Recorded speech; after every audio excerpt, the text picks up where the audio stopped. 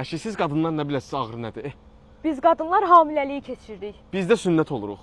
Əşi o qədər ağrıtmır. Əşi, sən hardan biləsən,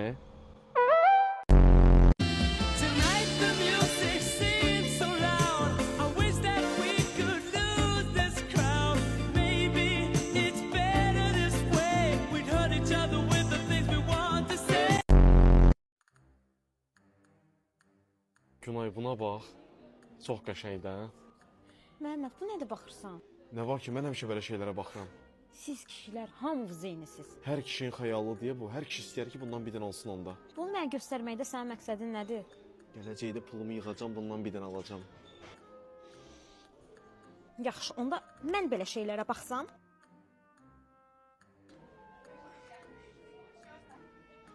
Of, nə yeyərəm bunu?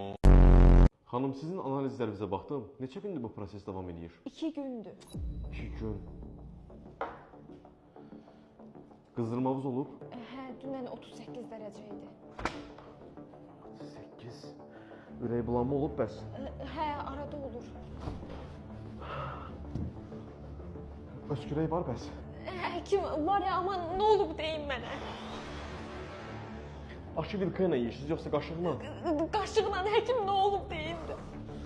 Siz niyə axı vaxtında həkimə gəlmirsiniz? Tez olun, metrestranı çağırın oradan. Mən ölmək istəmirəm, həkim deyin, düzü deyin, öləcəm mən. Sizdə tenziyon, sefalgiya var. O nədir? Öləcəm, xərçəng gəlir. Yox, narahat olmuyor. Baş ağrısıdır sadəcə. Dərman yazacam, keçəcək gələcək.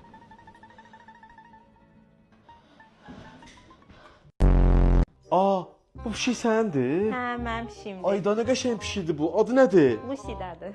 Lucy. Lucy'dir bu, Lucy'dir. Ne kadar bir diden. Adanı yiyelem ben. Tanı yiyelem. Odini godini. Odini modini. Modidi bu modidi. Uni gudi gugudi. Ka inna aha a. Inna opati apat. Simba.